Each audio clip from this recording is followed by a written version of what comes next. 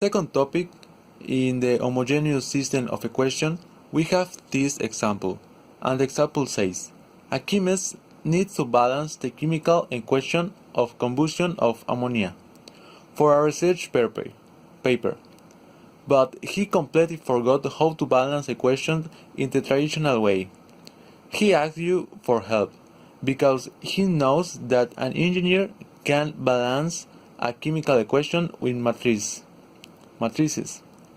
What coefficients does the equation need to be balanced? And we have the equations just here. And the coefficients that we have to find are W, X, Y, and zeta. We can express a system of equations taking into account the number of atoms as follows. In the case of the nitrogen, we have in the reagents, we have W, because it's the value of the reagents. And in the products, the nitrogen has a value of 2Y. So nitrogen is equal to W is equal to 2Y. As to the hydrogen, we have in the reagents 3W is equal to the products, and the hydrogen has a value of 2 zeta. And in the case of the oxygen, in the part of the reagents, its value is equal to 2x, and in the products, the value is just zeta. Note that the coefficients are considered as the subscripts, and that this system can also be represented as a homogeneous system equal to 0, and the variables are separated by column for convenience. We can use this homogeneous system of equations to represent it as an augmented matrix as this, like this, where we have 1, 0,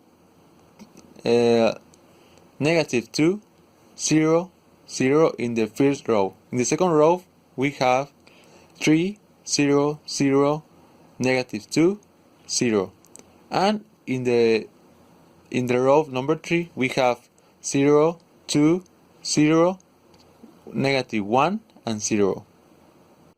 Now we need that this matrix will be like a echelon form, but with one here, one here, one here, and all around of those ones will be like 0.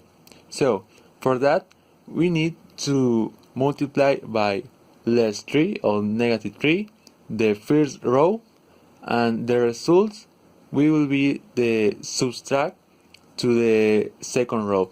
So the matrix will be stay like this, and like the follow step will be changed the second row with the third row, and the matrix will stay like this matrix. Now, for convert this 2 and this 6 in number 1, we have to multiply by a median the second row, and the third row we will multiply by 1, 6, and the matrix will stay like this.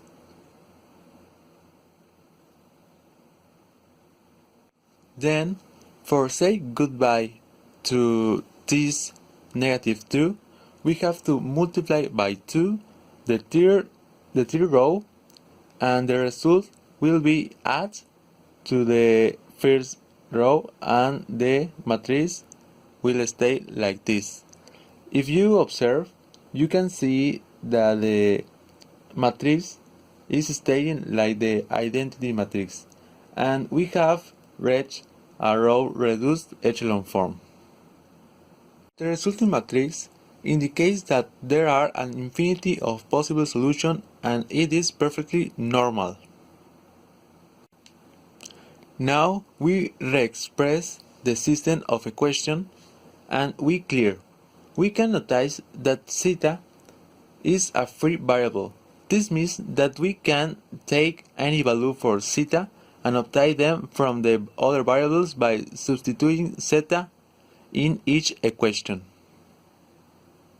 But in the chemical equation, whole and small numbers are usually used. We must take zeta as the least common denominator of two thirds, 1/2 and 1/3, which is 6. Alright? And if zeta is 6, then by substituting, we get the values of the other variables, where w is equal to 4, x is equal to 3, and y is equal to 2. And it will only remain to substitute the values in the original equation, and the chemical equation is balanced. For the circuitry problem, we have here a problem that says, imagine that you are an electronics student and your teacher gives you the following, and we have I1 plus 4 multiplied by I1 less I2, it's equal to 50, and 2 by I2 plus 7 multiplied by I2 less I3 is equal to 25. And the third equation say 6 multiplied by I3 less I1 plus 3 by I3 is equal to 50. And your teacher tells you that all of the I means intensity, and you have to find them. Step is to solve the parentheses. So when we remove the parentheses, we have I1 plus 4I1 less 4I2 is equal to 50, and 2I2 plus 7I2 less 7I3 is equal to 25, and 6I3 less 6I1 plus 3I3 is equal to 50. And we add or subtract the similar incognites.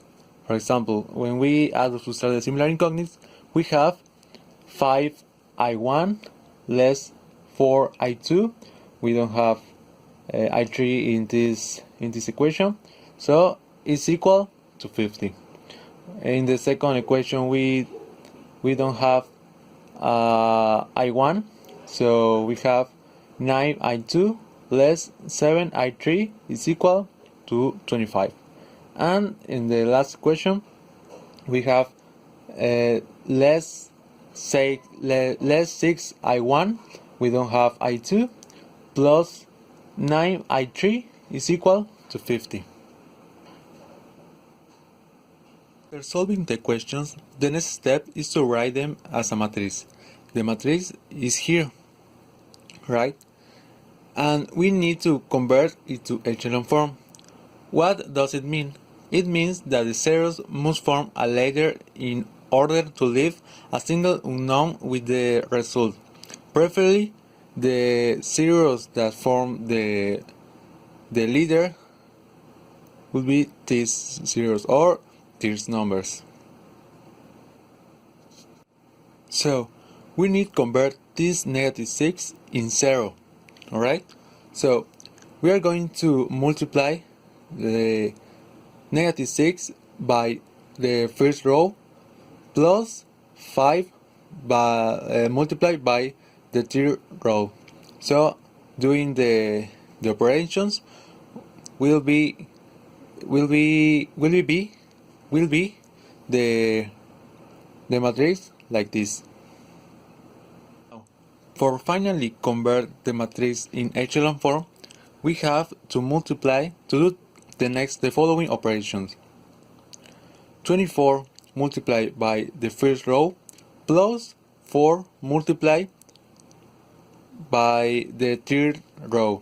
So the matrix will be like echelon form. Alright? When we have the matrix in echelon form, we can convert it with their respective original variables, and when converting it, the matrix will be in the form of equations again. Like this, we have the matrix in echelon form, and here we have the matrix in form of equation. So we have 5i1 less 4i2 is equal to 50, and 9i2 less 7i3 is equal to 25, and finally the third equation is 180 and i3 is equal to 300. Now we can start calculating the intensities starting with the third intensity. And for that, we will use the third equation. We have this equation which we have for find the third intensity. So we have 180 I3 is equal to 300, and we will pass the 180 is multiplying here, and in the other side the 180 we will divide. So I3 is equal to 300 divided by 180. So the third intensity is intensity 3 is equal to 1.666 amperes. Then we can calculate the second intensity by substituting the value of the third intensity in the second equation that we have. We have this second equation here is, but substituting the value of the third intensity, we have clear for the I2 or the intensity 2. So we have intensity 2 is equal to 25 plus 11.666 divided by 9, and the value of the intensity 2 is equal to 4.074 amperes. For find the first intensity, we will use the first equation. So we have, substituting the intensity 2, we have 5 intensity 1 less 4 by 4.074 is equal to 50. And then we multiply these values. So we have 5 intensity 1 less 16.296 is equal to 50. And the intensity 1, we clear for the intensity 1, and we have intensity 1 is equal to 50 plus 16.296 divided by 5. Alright, and the value for the intensity 1 is equal to 13.254, and we have all the intensities of the problem of the circuit.